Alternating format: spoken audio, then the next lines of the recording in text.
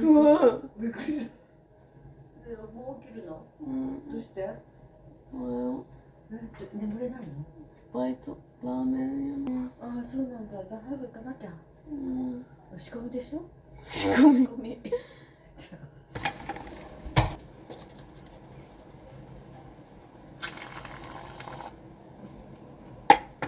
新野菜をといっぱい育てましたとさ。よかったね。ふんふん。なんなのこの絵本は。これ1200円も払ってなんなの。しかもさ、うんこなのにこのヤギは何なのかさ、怖いわ。怖くない？こんなのに1300円使うんだったら私そのままちょうだいよ、1300円。うんこの本なんてもったいないわ、ほんと。黒ごまバナナスムージーでテイクアウトでお願いします。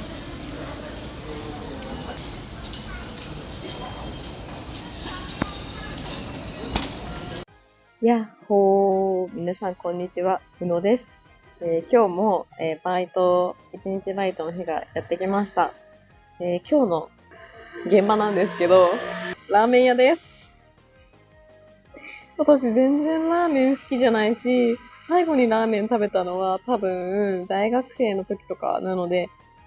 9年前とか10年前とかなんですけど、ラーメン屋行ってきたいと思います。ちょっと早めに着いたので、場所の確認をしてきました。意外と外から見ると、綺麗な感じのラーメン屋さんで、ちょっとモダンな、おしゃれな感じだったので、私のラーメン屋のイメージがちょっと覆されました。そして、今回主な業務内容は、お客様のご案内、配膳、バッシング、清掃、洗い場、ドリンク作り補助などになります。などってのが気になるなと思って、この前もなどって書いてあって違うことやらされたんで、ちょっと気になっちゃうんですけど、わからないことは周りのスタッフに聞いてください。優しく丁寧にお教えしますって書いてあるので、優しく教えてくれればいいんですけど、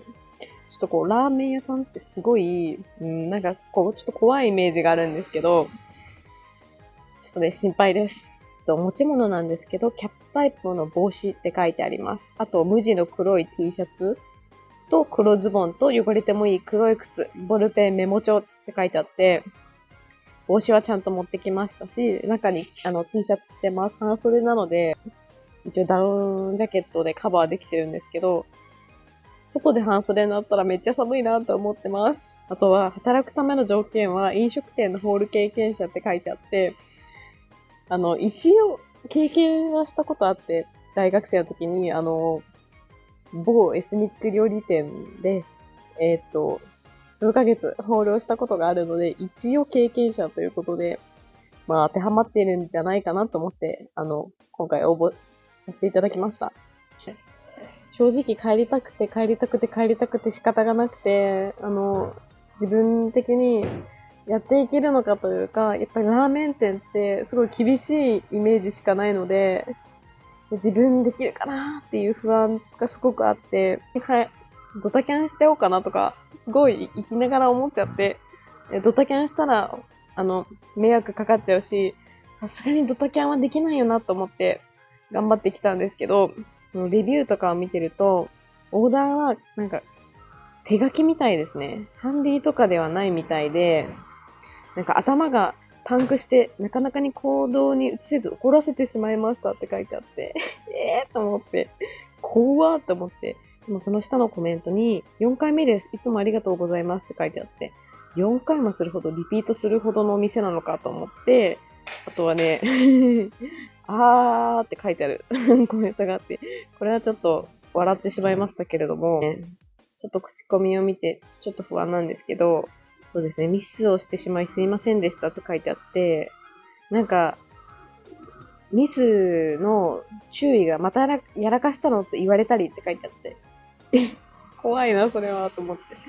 いや、そんな風に言われたら私、多分凹んで、もう来れなくなっちゃうと思ったんですけど、とりあえず頑張りたいと思います。ちょっと自信ないんですけど、行ってきたいと思います。もう正直帰りたい、本当に。いつも思う。働く前は。本当に働く前は、もうこのまま帰りたい。もう今日帰りたい。もう行きたくないってめちゃめちゃ思いながら、頭ではそう思って、体を頑張ってきました。せっかく来たんでね。せっかく来たんで働いて帰りたいと思います。いやでも帰りたいけど、絶対もう私こういうドタキャンとかするのやめようって誓ったんですよ。だから絶対行きます。絶対行きます。ちょっと終わった後どうなってるか、ちょっと想像できないんですけど、ちょっとできれば未来にタイムスリップしたいなって思ってるの。お疲れ様です。今日終わりましてですね、これから帰るんですけど、結論から言うと、早上がりしまして、1時間早く上がったんですよ。ですね、お客さんが来なくなってしまいまして、途中で。それで、早く上がっていいよということで、早く上がることになりまして、1時間時給が出なくなってしまったので、ちょっと、残念だったんですけど、店主がですね、すっごい、めっちゃいい人ってわけじゃないんですけど、可もなく不可もなくみたいな感じでした。最初にですね、お店に入って、挨拶しましてですね、まずエプロンを貸していただきまして、帽子をかぶって、ちょっと時間までちょっと早めに行ったので、待っててということで、ちょっと待ってたら、もう一人ですね、同じバイトの方がですね、来まして、その人は男性の方で、ちょっとね、なんか、私と同じような香りがする感じの人で、すごい気が合いそうだなとか思って、ちょっとニートっぽい感じの人で、すごいなんか話し合いそうとか思ってしまいました。そしてまずはその人は2回目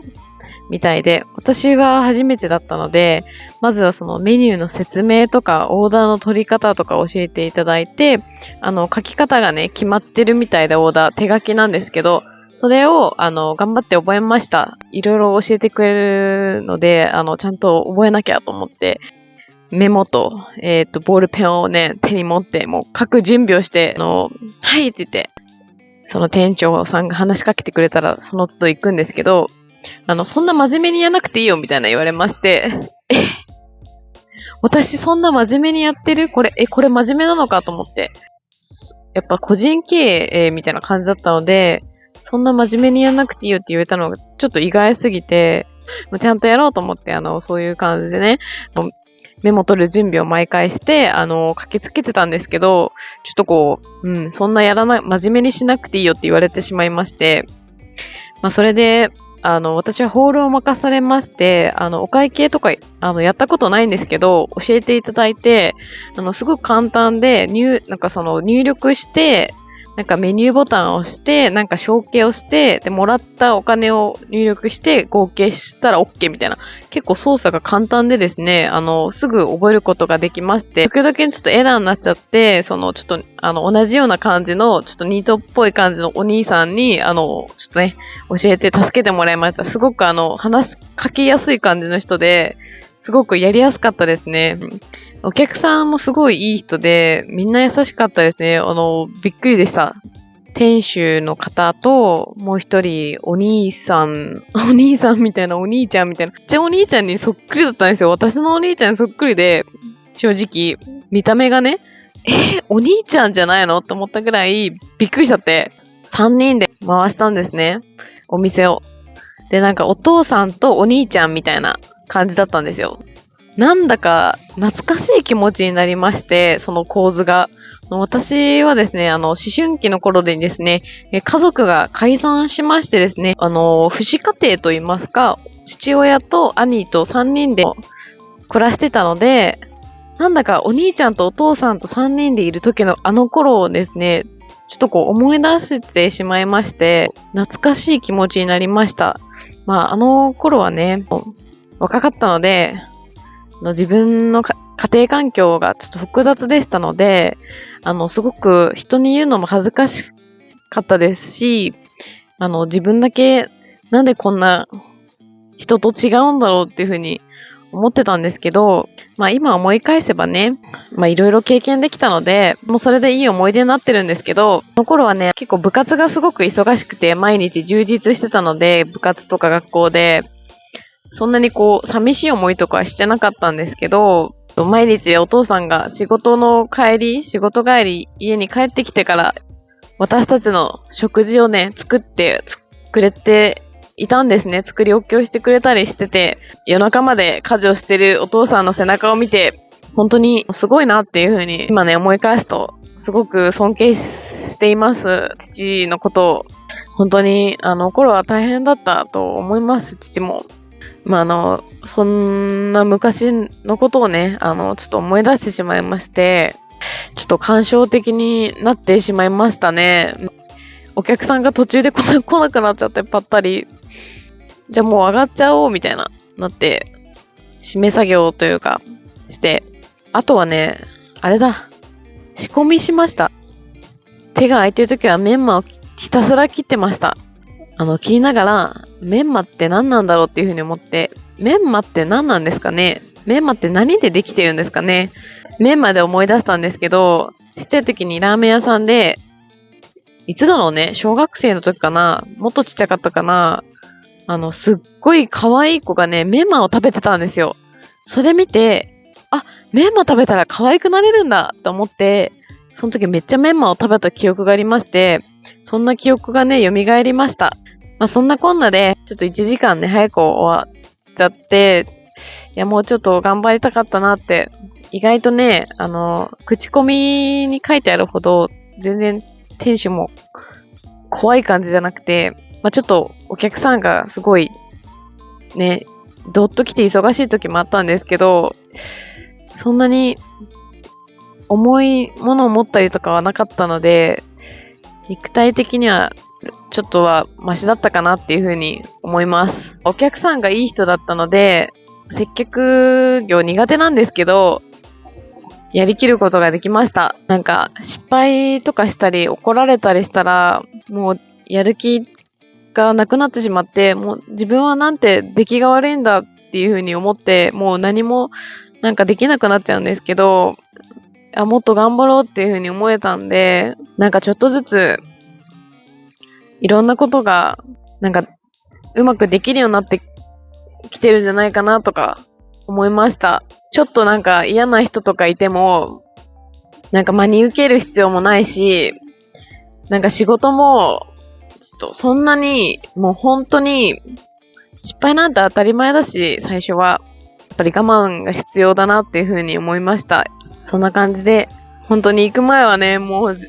なんかちょっとバックレよとか思ってたんですけど、行ってよかったなって、頑張れた自分を褒めたいと思います。また頑張りたいと思います。今日も見てくれてありがとうございました。ちょっと話がね、ごちゃごちゃしちゃって申し訳ないんですけど、見てくれてありがとうございました。コメントもいつもありがとうございます。チャンネル概要欄からメンバーシップ登録できるので、よかったら登録してくれたら嬉しいです。いろいろね、プライベートな動画をこれから上げていきたいと思っているので、よろしくお願いします。就活始めたよ。派遣会社何社登録したかわからない。メール大量来すぎて何が何だかわからない。頭パンク。もうやめたい。間違えて正社員中途採用の人材会社に登録しちゃったよ。職歴詐称した履歴書見て、これ以上職歴増えたら就職無理です言われたよ。絶望。20代中盤になると経験がないと難しい言われたよ。絶望。未経験で書類通過するの1割って言われたよ。大学の時ちゃんと就活してればよかった。ちゃんとした会社に入りたかった。手に職つけてればよかったぜ。後悔20代もう終わるぜ。今まで何して生きていたんだこの10年。息吸って吐いてご飯食べて寝て生きてるだけじゃ生きていけないぜ。人生まだまだこれから頑張るぜ。